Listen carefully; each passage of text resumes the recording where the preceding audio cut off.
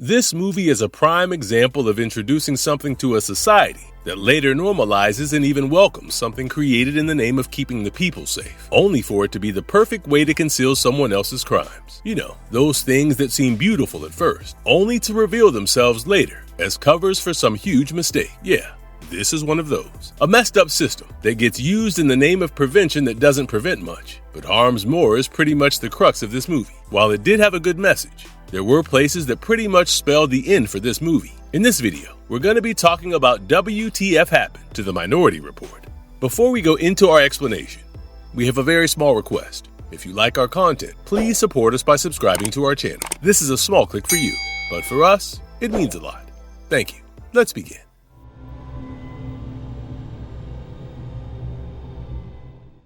Overview.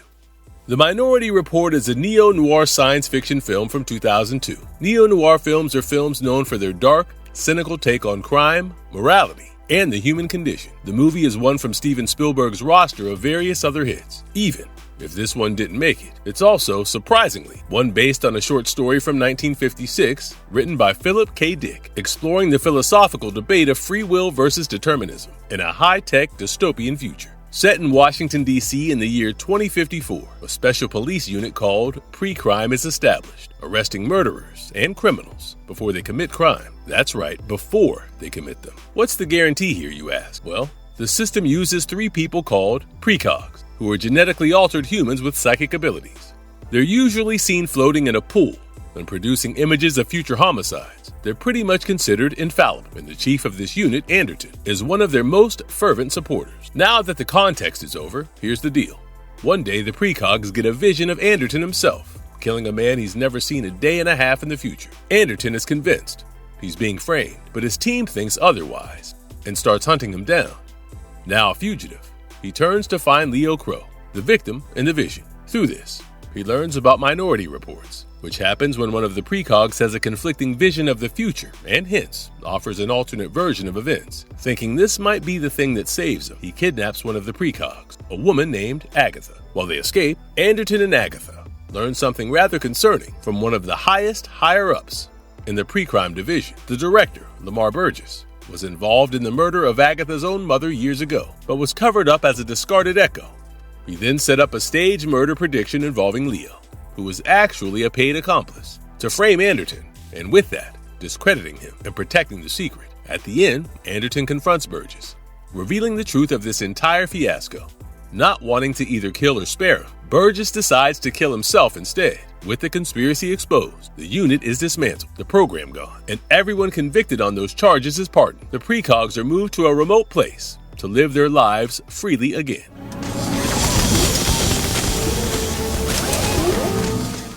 From Philip K. Dick to Spielberg, The Long Road to Pre-Crime.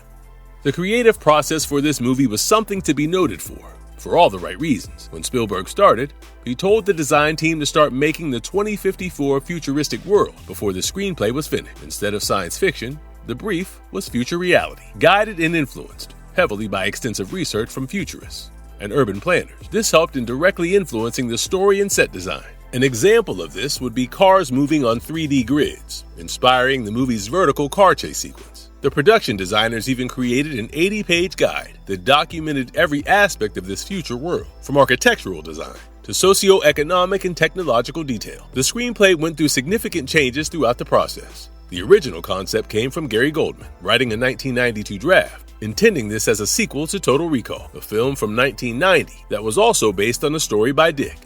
After Miramax, another big studio from back in the day, acquired the rights, any connection between Total Recall and Minority Report were all but erased. Once Cohen got involved, he penned something different that was passed to Tom Cruise, the man who played Anderton, and later to Spielberg. When the schedule was delayed, Spielberg, Cruise, and Walter Parks, one of the producers, had more time to develop the story. So Spielberg hired Scott Frank, a screenwriter known for his noir sensibilities, to rewrite the script. His revisions later strengthened the neo-noir aspects, enhancing the tone and dialogue, and adding on to Anderton's detective investigation. The movie varied greatly from the story. In Dick's original story, Anderton was an aging, out-of-office, out-of-shape sort as a pre-crime creator. For the film, though, Frank changed him into an athletic, younger, and slightly addicted pre-crime operative. then turned Lamar into the program's creator to make the conflict a smidge more personal. There was even a scene that got deleted so close to release that the actor still got credited. It was supposed to be a dream sequence of Anderton's son, Sean. All grown up, but oh well, right? At this point, what's the purpose of adding something a little sweet for comfort, right? Yes, I'm being sarcastic. To keep the budget under control, both Spielberg and Cruz decided to waive their typical salaries in exchange for a percentage of the film's gross revenue. This was meant to keep the budget under $100 million, but it still came a little over, the final one being $102 million. However, the financial agreement managed to be proven effective as the film was a major box office success, earning over $358 million worldwide. This allowed Spielberg and Cruz to earn a substantial profit while greenlighting a project that was both philosophically complex and technically ambitious.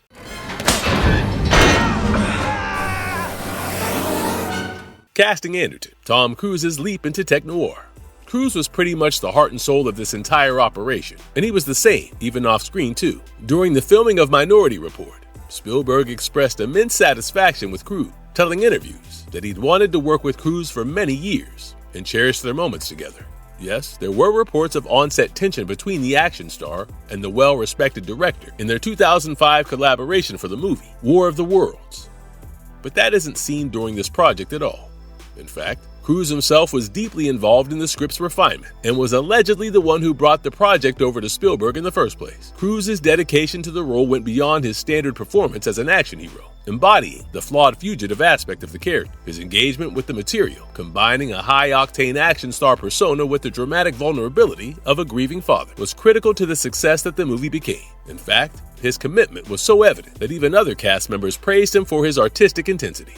But it wasn't just them who worked hard. Colin Farrell was, allegedly, bowled over by the opportunity to work with both Cruz and Spielberg, his palpable excitement helping to create their tense, competitive chemistry between his ambitious Danny Whitworth and Cruz's grizzled Anderton. In a video interview for Yahoo, Farrell spoke fondly about being 24 out of 25 on set and thinking, what the hell is going on? Samantha Morton, the actress playing Agatha, was no different, if not better. She was cloistered in a small, insulated room between takes to help achieve the haunting, ethereal quality of the precog. The intense isolation was designed to give her the spooked, otherworldly feel of a psychic whose mind was constantly assaulted by traumatic visions, and she delivered such a powerful, nonverbal performance that cemented the audience's empathy for the character. The behind the scenes was a collaborative, precise effort from both directors and cast. Tim Blake Nelson, who played Gideon, told the AV Club that Cruz and Spielberg changed some of his lines and asked him to add in a Boston accent during rehearsal. While it seemed arbitrary at the time, he later realized that it helped him better understand and embody the character, exhibiting Spielberg's focus on fine-tuning performances to achieve his specific vision. Even the unscripted kiss between Anderton and Dr. Iris Hyndman perfectly captured Cruz's shock and Anderton's audacious nature, with the natural chemistry and surprising interaction perfectly demonstrating the value of both rehearsal and improvisation.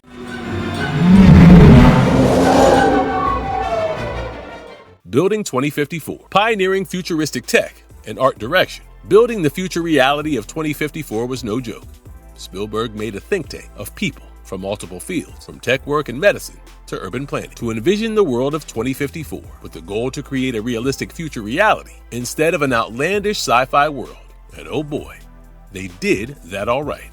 John Underkoffler, the founder of the company Oblong, was the consultant who developed the gestural interface tech for pre-crime, designing a system that organized the precog data along a timeline. He envisioned the interface as an autopsy table, with the data splayed out for the investigator to sift through. In the final shot, this translated to Anderton wearing custom gloves to manipulate the holographic images of future murderers. The effect made, credited to ILM and Pixel Liberation Front, seamlessly blended Cruz's hand choreography with groundbreaking visual effects that display the precog's visions and data on a 3D plane. Another key visual theme would be integrating tech with the existing cityscape, with Alex McDowell and his design team working to make the automated transport system a natural part of the urban fabric. This was shown in the final film of the Lexus Maglev cars, a result of a lucrative product placement deal that was seen seamlessly traveling along vertical and horizontal highways as props, alongside visual effects of the welding robots.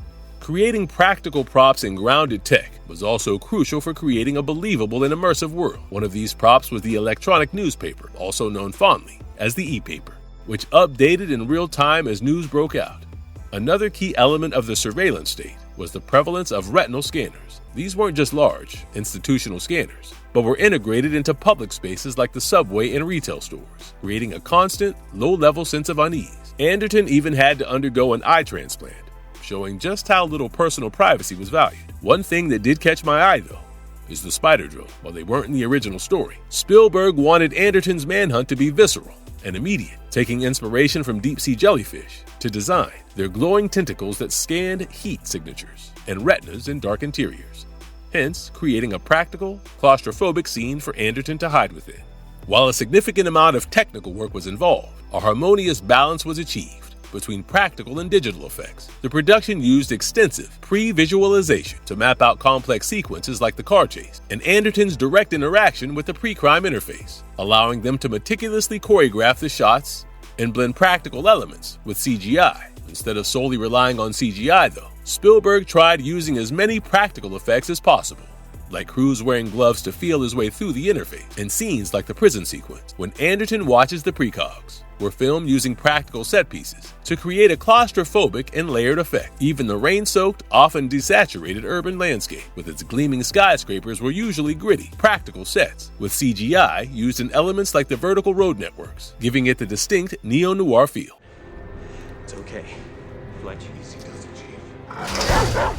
Box office versus expectations. A moderate hit? The marketing for this one was a little tricky to handle, crediting that to the lackluster performance of Spielberg's previous movie, AI, Artificial Intelligence from 2001. This time, they didn't shy away from highlighting the specific aspects of the film. Trailers focused heavily on the high-speed vertical car chase, the high-tech pre-crime facility, and the cat-and-mouse chase between Anderton and his pursuers, emphasizing the action and thriller elements in the film. Cruz and Spielberg together in a movie positioned Minority Report as a blockbuster event, and even their target demographic was clear too, marketing only to older teenagers and adults, particularly men. One of the main things that spoiled AI for audiences was the plot spoilers that went around. Spielberg took measures to control the information released about the movie, like withholding key points, hence building curiosity by focusing on the high-concept premise without giving away any of the twists. When the movie was released on the same weekend as Disney's Lilo & Stitch, the opening was super tight, with Lilo & Stitch obviously selling more tickets due to lower child prices. However,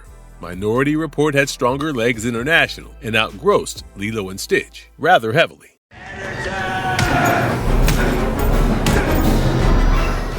Why no sequel? From Total Recall 2 to TV series. Remember how I said this idea was first penned by Goldman in an effort to make this a sequel to Total Recall from 1990? Yeah, so that was most probably never gonna happen. When Coralco Pictures, the studio that made Total Recall, collapsed, the plans for a sequel were shelved. Goldman was working with director Paul Verhoeven to make this a reality. This version would have incorporated elements of the Minority Report short story into the Mars-centric universe of the first film. While there was an effort to make a TV show taking place 11 years after the movie ended, it was panned as a pedestrian spinoff that failed to capture the vision of the film and received a whopping 29% rating on Rotten Tomatoes, with abysmal ratings from its debut, leading the episode order being cut from 13 to 10, and ultimately canceled after a single season. According to Hughes' book Tales from Development Hell, Goldman talked about how he and Verhoeven realized how well the story worked as a Total Recall sequel. But alas, there were contractual obligations involving the original writers of Total Recall that ended up leading to further complications. While they weren't part of the final product,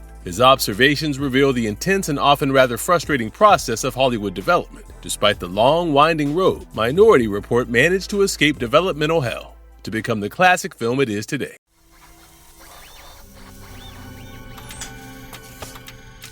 Legacy and influence. Why Minority Report still matters. Spielberg's decision to create a think tank for this movie proved to be worth it in ways outside the film and film industry. His tank of futurists created a vision of 2054 that was grounded in plausible technological advances, many of which have since become a reality. For example, the iconic scene where John Anderton manipulates data on a transparent screen pretty much set the example for touchscreens that we see on the daily. The pre-crime system, which used data to predict crimes and prevent them, is chillingly reflected in predictive analysis used in modern times. Several companies have developed crime forecasting software for law enforcement, though definitely not as infallible as the precogs were depicted, if at all. While this is an example of what the movie envisioned and brought to life, it's also a trend that critics argue echoes the film's ethical dilemmas. Then again, There's the personalized advertising that came alive via modern facial recognition tech and online data tracking, and even autonomous cars became a little more accepted around the block after the movie. The philosophical debate of free will versus determination, which was the crux of Dick's original story, continues to resonate powerfully across various media, with the exploration of predetermination, fate, and the morality of pre-punishment remaining a relevant topic in discussion about data privacy, law enforcement, and technology. The film also inspired a tie-in video game,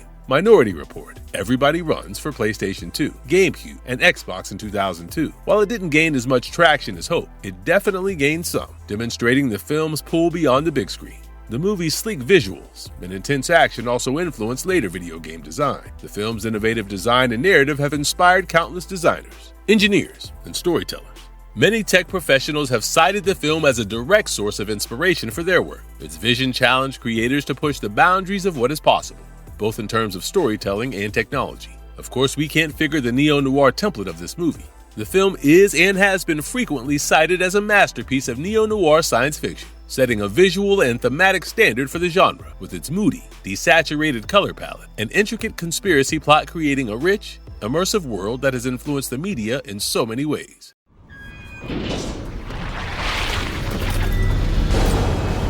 Marvelous verdict. So, what happened?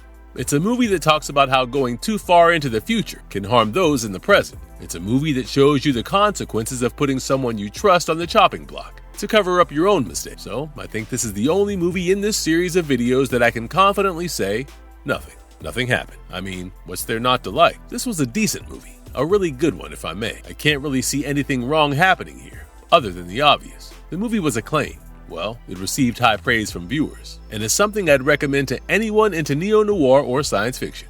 I really liked it, and I don't think there was much that could have been added. With the history Hollywood has with adaptations, be it a short story, novel, book, or anything else that didn't originate from a studio, they did a really good job, and I don't have anything bad to say. What do you think? Was there anything you liked? Anything you did? What would you have improved on? Let me know in the comments below, and I'll see you in the next video.